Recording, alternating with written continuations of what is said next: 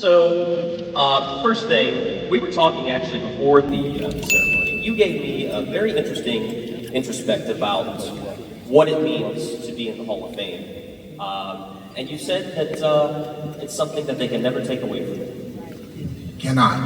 I mean, you can set records, you can be the best in your conference and everything. Records are meant to be broken. Conferences doesn't last forever. But the Hall of Fame, you could never take it away. It's gonna always be there. And I thought it was interesting, you said it doesn't matter how long it takes you to get there either. As long as you get there. So what was it like when you got the call and when you were told that you would be in your alma mater's Hall of Fame? I was so excited at first. Daryl Skelly, stand up.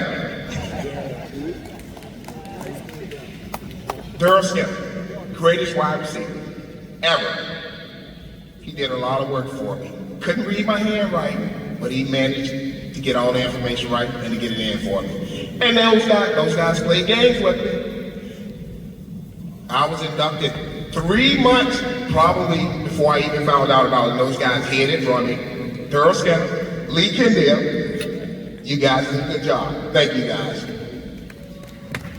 And that brings me to, when you get into the Hall of Fame, what does it mean to you when you think about all those people who have been in your corner all those years? You think about back to Pee Wee football and all your mentors and everybody who helped you get to where you were. Can you sum up just what those people meant to you in helping you get here? Well, it's a funny story because a lot of people, like prime example, my best friend, Darwin Ruffin, Lamont. Stand up, Lamont. Lamont, stand up. I see you back there. Stand up.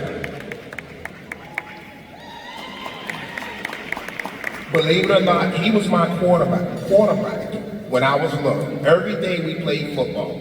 Every day. Before I could even play football, he would throw it, he would throw it, he would throw it, he would throw it. So he started it off. My mom gave me a football every year for Christmas. Every year I got a football. A pair of underwear, a pair of socks, and a football. Thank you guys. See, those are the things that when you hear, that's what truly makes it special. Remember those gifts that inspired you to play, when you received that special word that maybe pushed you a little bit harder in practice. I imagine that is kind of what's running through you right now. And also, you told me something else too. You spent some time with the Pittsburgh Steelers, but I don't know. Am I okay to go there? Go ahead. You can tell it. He played for Pittsburgh while being a Cleveland fan. Go Browns. And the last thing I'll leave you with is actually something. Anthony, do you want me to try to get an answer out of him? He's not going to answer? No? Okay. We're going to leave it at that. But Johnnie, congratulations. I know that it's a special night for you. We're so glad to be here sharing it with you, and this is yours forever. So Johnnie, congratulations. Thank you. Thank you guys.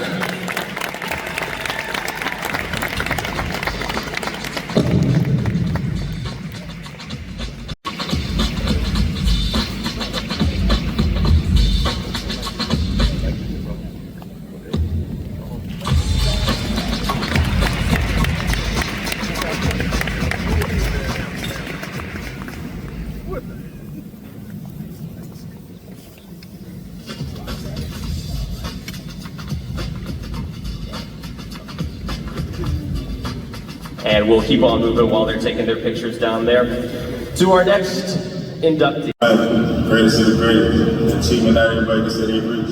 Throughout your years of hard work and dedication, you'll finally ever put your name in stone. There'll never be another Johnnie Barnes. You passed the game down to me, and I'm forever thankful for it. Your love for the game still shows you bless young men and women with the opportunity and don't see it themselves. You truly are the best. As a coach, a father, and a player, we're all proud of you. Love you, Bob. To be here. So, can you just tell me what emotions are running through you right now and just what this means to see your father in the Hall of Fame? A lot of emotions. happiness. There's a part of me that feels like, finally, this is like kind of long overdue. Proud, this pride. Anyone who knows me knows that I'm a daddy's girl, always will be. So pride and just appreciation and happiness. I want to know, because it's always interesting being a coach's daughter. Can you kind of give us the difference between Coach Freeman and Dad? Well, the difference between Coach Freeman and Dad. It's kind of hard for me to say. It's hard for me to differentiate. My daddy was one of the funniest people that I know. He had this wisdom about him that I really, really miss him, because he was one of those people that anytime something was happening in my life, I could call him, and he was like, I called him my soothsayer. He would tell me exactly what to do. I mean, he just had this insight. He knew people, and he would meet a person, and after 5 minutes, he knew what they were all about.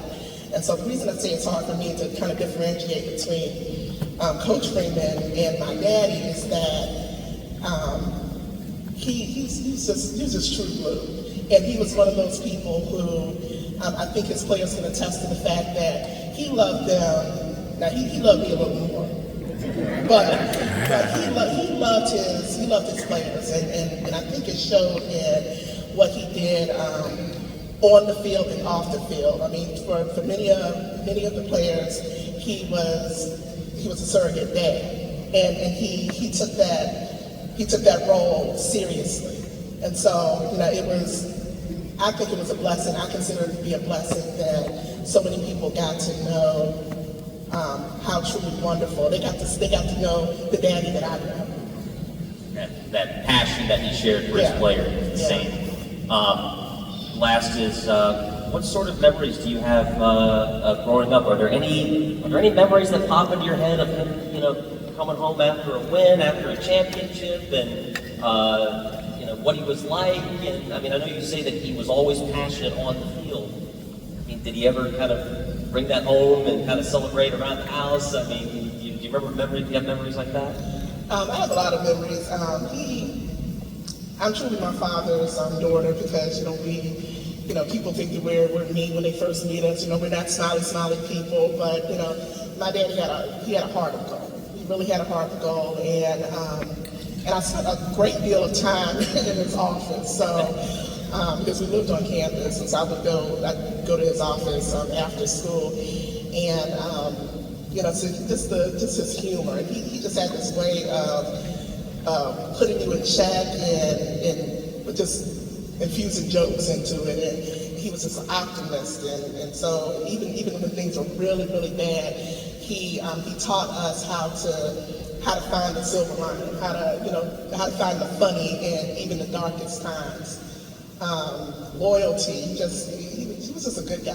He's a good guy. So that was one of the greatest life lessons he taught you, was loyalty and just kind of optimism, loyalty, optimism, authenticity. He was unapologetically who he was, and that's one of my mantras. I'm unapologetically who I am, and I got that from him. And loving hard, and being a servant leader. He was a leader. He was the first leader I ever met, and he was a servant leader. And I tried to live my life to make him proud. And I think he is. And I'm so glad that you're here and that he's where he belongs, in the Hampton University Athletics Hall of Fame. Tamara, thank you so very much. Thank you. Just one more thing.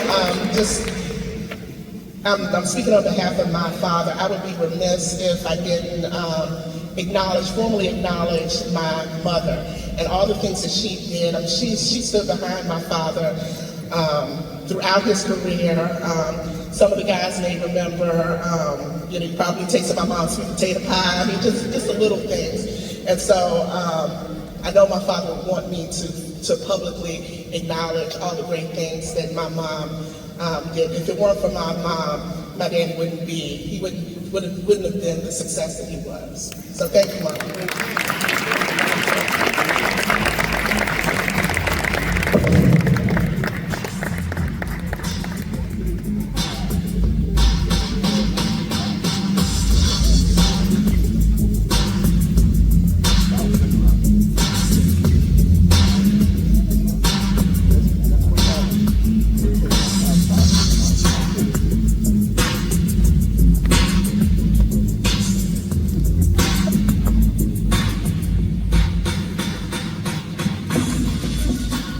As we continue on here, I have to be honest, on a personal note, I'm very, very excited about this next inductee. Our next inductee you've probably seen on NBC. But why I said on a personal note was because when I first started working at Wavy TV 10, Francina was actually the first Olympic athlete that I ever covered. And I remember actually the first interview I ever did with you, it was a personal day of training. You were at the track, again, surprise, surprise, at Hampton. And we've known each other ever since. So to see you come this far, so I know you get this question, it seems, every Hall of Fame induction that you go to. But when you sum up your career, I see you wearing 2 of those golds now, how do you sum it up? When you look back at it, what immediately pops in your head? For me, I can say what immediately pops in my head is just all of the support that I've gotten over the years. You know, even when I was coming out of high school, you know, everybody expected me to go far away from college and things like that, but I wanted to come to Hampton University, and ever since I stepped foot on this campus, it's been nothing but love and support from my family and the community. So I wouldn't be here where I am without the support from you guys. So thank you, and I appreciate it. Is it truly, can you put into words the honor, the emotions you felt? You essentially did something that every athlete dreams of. And that is to wear your country's colors, to represent your country on the world stage, along with representing your hometown, and to put a gold around you. And you did that multiple times. So think back to that, and think back to those emotions, and kind of what gets stirred up. It's just such a blessing, you know, just even from where I come from, you know, my family's here, my mom is here, my godmom is here, and my goddad is here. I'm actually one of 8. My mom raised all 8 of us, and we moved from California to Virginia. So just being from humble beginnings, you know, you just never know the plan that God has for you, you know. So it's just gratefulness. You know, it's such a blessing. Because as a kid, I always wanted to go to the Olympics, but I didn't know I would make it this far. So, you know, just every day I wake up, you know, I'm just thankful that God blessed me to even run track, even though it could be nerve-wracking at times. But, you know, the feelings that come to mind immediately are just gratefulness, and I'm just blessed. And how do you feel Hampton really prepared you for that world stage? How do you think this place that you just felt so welcome to, the minute you stepped on, how did it really propel you to that world stage? It's so funny, I was just telling my sister, Coach Pierce actually trained for all of my NCAA championships in this convocation center. So he would measure out this top player, and every morning at 6 o'clock in the morning, we would train in here. We didn't have an indoor track. Boo Williams came along after I graduated. And that's a good memory? Well, well, it just brings me back to how far we've come, and the fact that Maurice was able to use what we had to still create a champion. Because most people would use that as an excuse, like, well, we don't have an indoor track, but he made it happen, and it's a testament to how good of a coach he is. Because I want to give a shout out to like my dad. You know, at NCAAs I was going against, you know, Texas A&M and all of those larger schools, and they had tracks, and I still got there and whipped their tail. So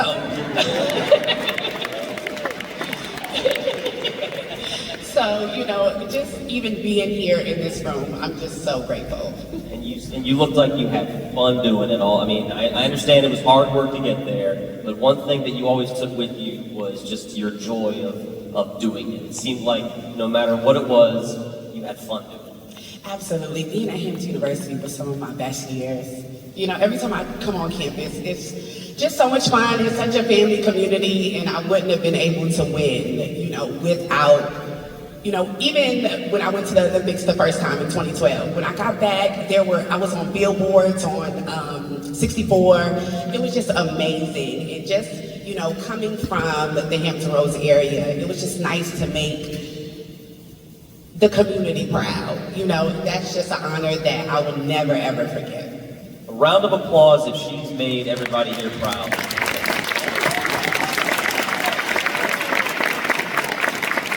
And again, on a personal note, Francina, it was such a joy for me to get to cover you and get to see you win those, in 2016 to see you win gold and to come back and to see those medals around your neck. It truly is wonderful to see you back here and to see you, again, where you belong. That's right here in the Hampton University Athletics Hall of Fame. So, Francina, thank you very much. Thank you for having me.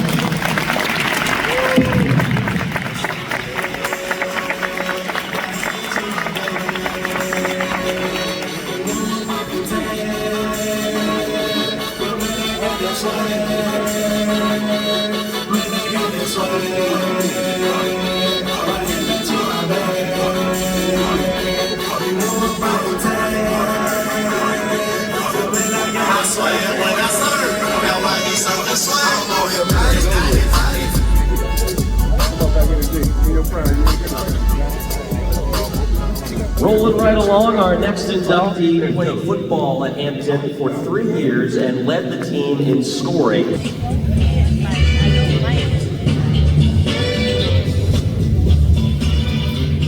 Ed Tomlin, ladies and gentlemen. So, football family. Tell me what memories you have of your father, sort of the lessons that he instilled in you. Well, the lessons, for one thing, I think, to be totally honest, I wasn't as familiar with or as close to my father as I would have liked. But moments like this, and it seems that I learned a lot more about him and his legacy and him as a person through the people that he touched, through the people that loved him. So many of our family members have traveled to this evening from Florida, and so I just have my family stand up from Atlanta, my Aunt Lynn, my Uncle Mike, their spouses, my cousins who are living up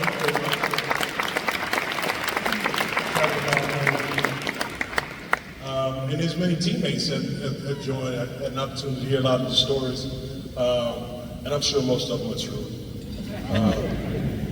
About their time here, but you know, this university has been very instrumental. My brother and I were campers here in the summertime, in summer camp in Hampton. We grew up right on Big Bethel Road, and I probably spent a lot of hours at the grill when I was in high school trying to date big girls. But I just remember the Saturday afternoons, and it's a great legacy, great memories. You know, and now your brother hosts, camps here, and it's a big part of the Hampton Roads community here. And I think that really is part of the legacy that he leaves. When you talk to people around the room and when you hear the stories, what do you think, and you talked about that a little bit here, but can you expand upon sort of the lessons and the impact that he left this university and also the community in general as somebody who also got involved in the civil rights movement? Yeah, well, I think there's some good lessons that we continue to drive home at the camps that we've done for like the last 28 years that have recently moved over to the university. And that's just, the kids can pretty much determine their own trajectory regardless of what sometimes may seem to be insurmountable odds. If you apply yourself, if you dedicate yourself, and if you grind, then there's a lot of opportunity. And it seems like those were the lessons. I was just going to ask if there were lessons based on what you also later learned about your father, and what lessons you hope to impart on the next generation in some of those that you just talked about. And what do you think are the most important things that you want, not only the next generation of football players? Football is one thing, but life's another. Well, I think that football is very special. I think that there's a lot in football that can contribute to just being a good man, being a good citizen. And those are some of the things that we drive home, and some of the lessons that are very important, that they become great fathers and great husbands, but you can learn dedication to just about everything through the trials of the sport. And, it owes us nothing, but we owe it almost everything.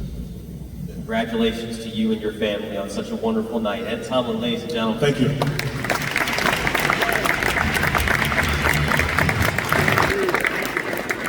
A former student athlete, NFL player, football coach, executive director of job education and training corps and the HOPE program. He is now the assistant director of athletics for event management. From 2009 to 2013, he served as an assistant football coach. 1979 Hampton grad, he was an all-CIAA performer and was named the league's Defensive Player of the Year during his senior season. He signed with the Kansas City Chiefs in 1980 and also played for championship teams in the Canadian Football League, winning the Grey Cup with the Winnipeg Blue Bombers in 1984. In 1986, Rose joined the Miami Dolphins and led the team in interceptions before retiring in 1988. He was awarded the AFCA Assistant Coach of the Year in Division I AA and the All-American Football Foundation Mike Campbell Top Assistant Coach Award. Ladies and gentlemen, please welcome our Lifetime Achievement honoree, Donovan Rhodes.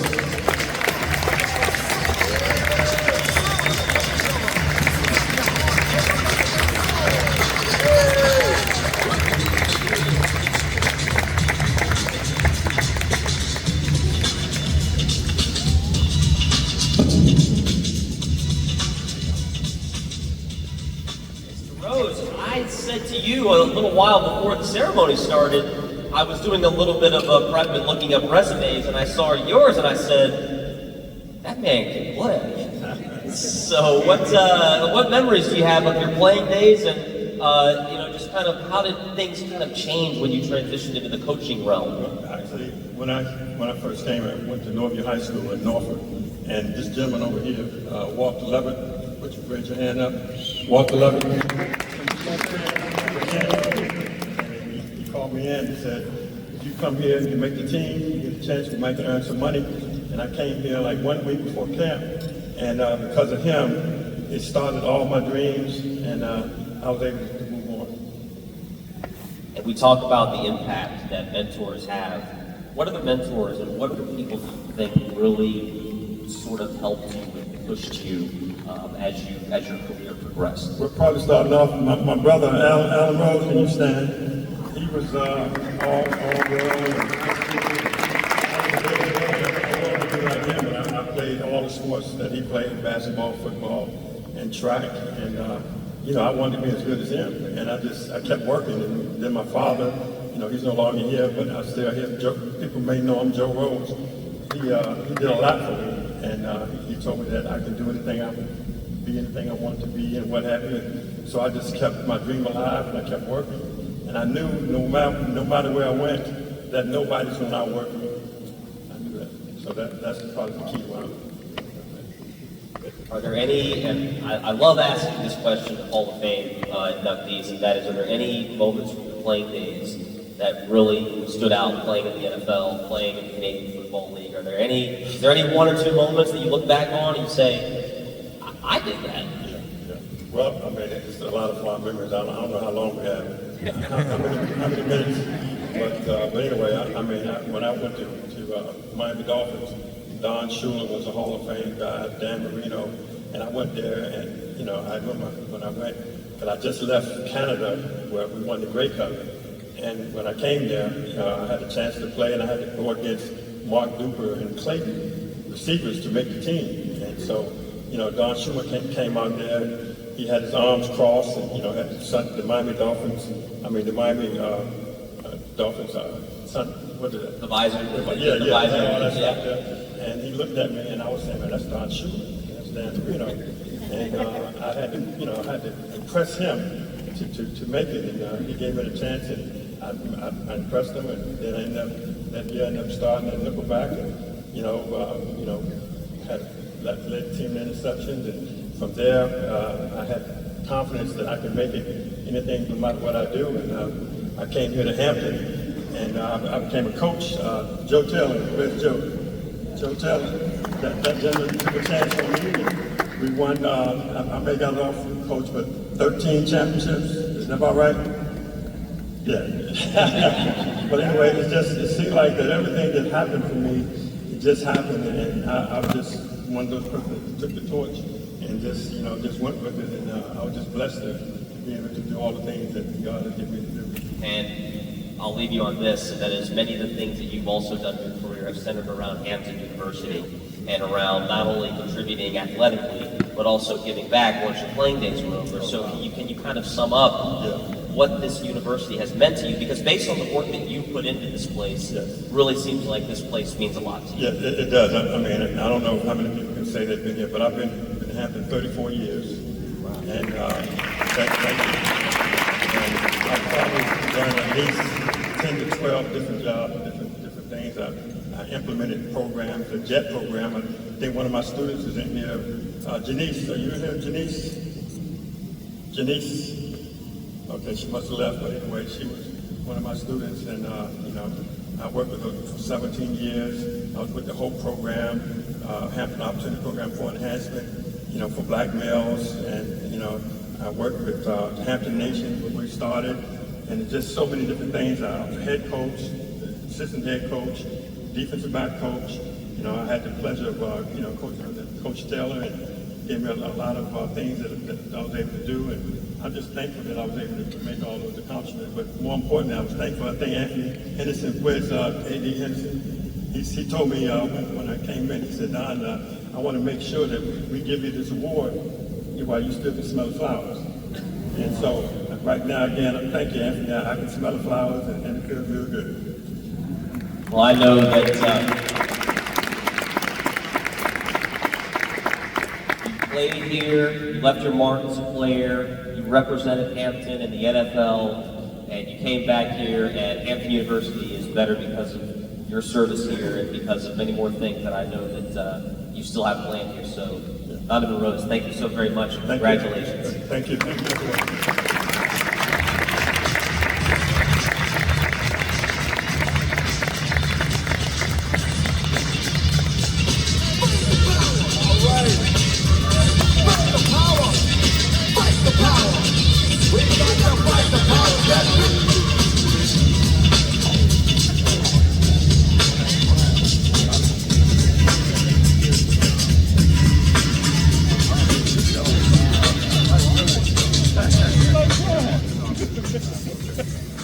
And finally tonight, our team of distinction.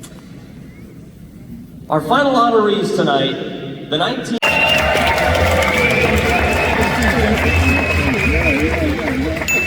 epitomize motivation and determination. Before the 1972 season started, the team was informed that the program would be disbanded at the end of the year. So playing with a chip on their shoulder, the Pirates went on to win their first CIAA championship in nearly half a century. Hampton clinched the title by defeating Virginia State in the last game of the season, and among the highlights of that year, a 6-2 victory over division rival William and Mary. Always good to be around. Bobby Martin was named the CIAA Coach of the Year, and outfielder David Neverson, second baseman Doug, join us in honoring the 1972 Hampton Pirates baseball team.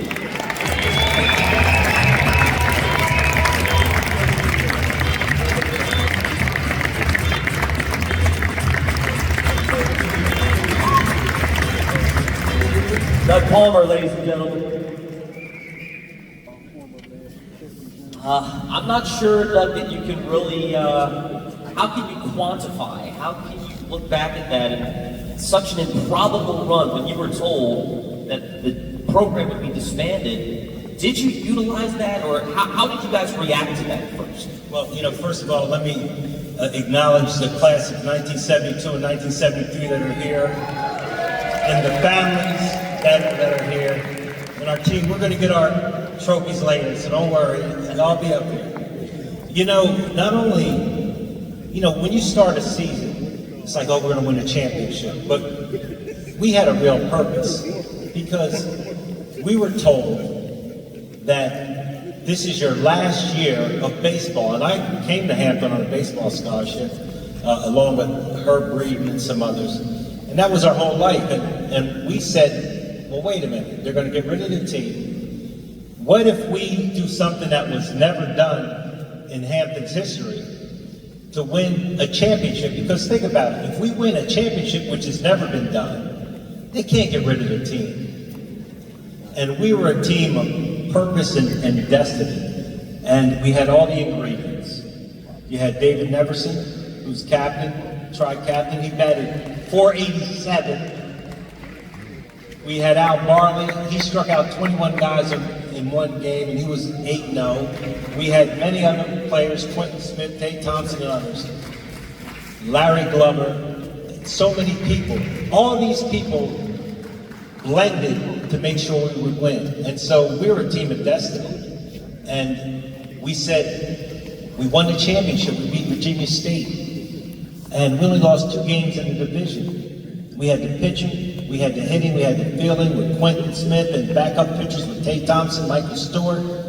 We had it all. We thought we were gonna have the team. But then we were supposed to go to the NAIA because we won the division. And the school, this was Dr. Hudson, not my man, Dr. Harvard, this was Dr. Hudson. They didn't even send us there. So in the record books for 50 years, they had Virginia State, who they sent in our place, as winning the CIAA. So we had to correct all of that. We're so thankful to the committee, Joe Taylor and others, that recognized that we were screwed. And we came back, and we were only losing 2 players, although they were 2 great players, David Neverson and Larry Glover, but we had the nucleus to come back. And I want to say this, this is the beauty of it. This is 1972, y'all. In 1972, William and Mary, who's now in the CAA, which is ironic, we're playing William and Mary. Hampton Institute was the first black school they had ever played.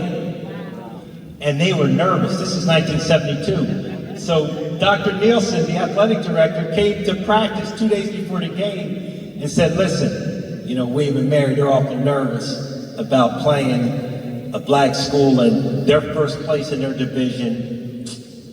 And they're playing Davidson this weekend, and they just don't want anything to go wrong. So would you mind if your team plays our JV team? We said, but we don't have a JV team. They said, no, you play our JV team. We said, nah, we're in first place in our division. We'll play y'all. And we beat them 6-2, and they were shocked the world. And it shows what you can do. We have a great coach in Bobby Martin, who I wish was alive today, and great teammates that had a real mission and desire to win this thing. It's amazing that whole story that you just told, you hear about guys being told, play like there's no tomorrow. There wasn't a tomorrow for you guys. Some teams kind of take that and maybe put too much pressure on themselves, but do you feel that season you guys played with such a freedom and purpose that's kind of what propelled you to where you were? I mean, I guess I'm asking, how did you utilize that in a way that wasn't too much? Sometimes it wasn't like we, looking back, oh man, we gotta win so they don't get rid of the team. Actually, we took it for granted that if we win, something that's never been done, we would do it. But we faced so much adversity. The team was so balanced. And when you talk about a team, it's really a team, baseball. because we had great starting pitchers, Al Barley and Ron Wolfbach, who mainly pitched against CIAA foes. If we didn't have a strong backup pitchers like Michael Stewart, Tate Thompson, Ron Thompson, we would have wore our guys out and they would have not been able to win that. If we didn't have strong hitting, like Al Elliott, who was a freshman, and Ted Breeden, who was a freshman, he batted .410. And Herb Breeden, who was with me when we came in as freshmen, we were all good. We all brought it together, and we just played with a purpose. And what we had this time, compared to other years, we had the pitcher. We could always hit. Couldn't feel that good, but we could always hit. And with that pitcher that we had, that nucleus, you know, we did it. We were so proud, but we were so hurt that they got rid of the team. So my senior year, a lot of the guys, our senior year, because we had a lot of freshmen, sophomores on the team, we lost our way. And that's why, thank Dr. Williams and even Dr. Harvey, these are rings, 50-year championship rings we got in 2022 from Dr. Harvey to try to make up for it. But this, folks, this really does, and to the committee, thank you. I talked to Joe Taylor. Thank you so much because, man, you really don't know how much it means to these players who felt we were forgotten. And there's so much competition to be a team of distinction. And it just means so much to us. And we've lost 4 players who are now in heaven. But one of the players, his son is here, Charles Turner, he came to see this happen. And we have some that are sick, but at least we're here. Coach Rose was saying, smelling the roses. We're smelling the roses because a lot of us are here. And can all the members of the 1972 Fighting Pirates championship team just stand up? We're in the back right there.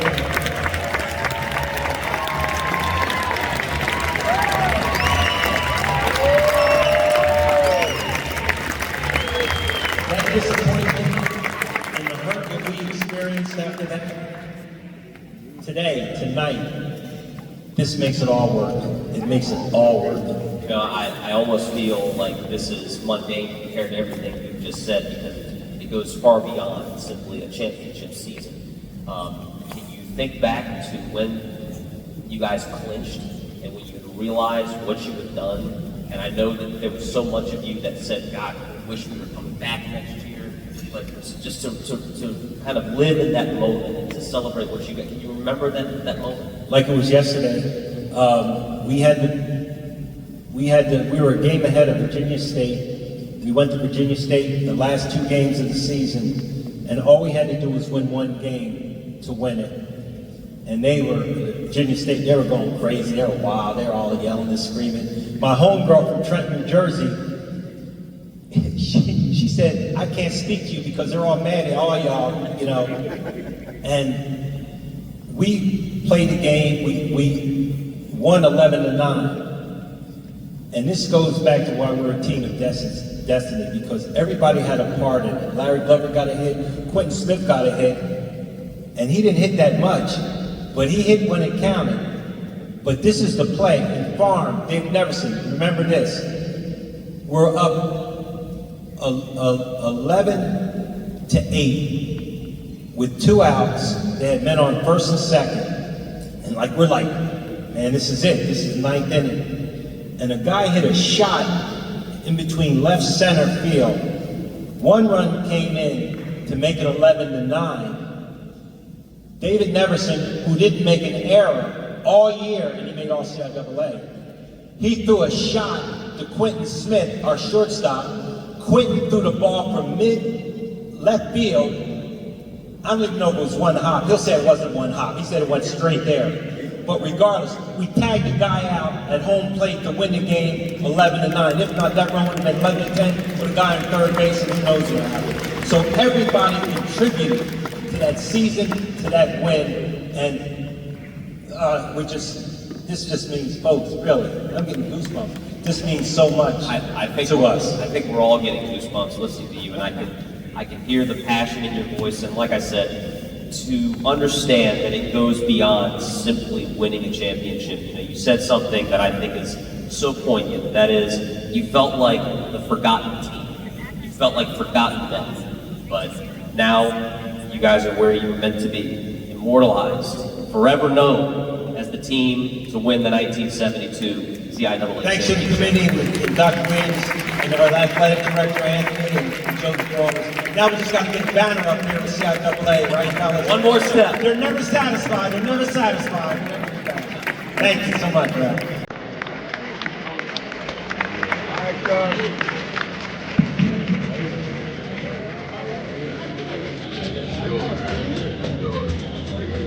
Y'all got to wear.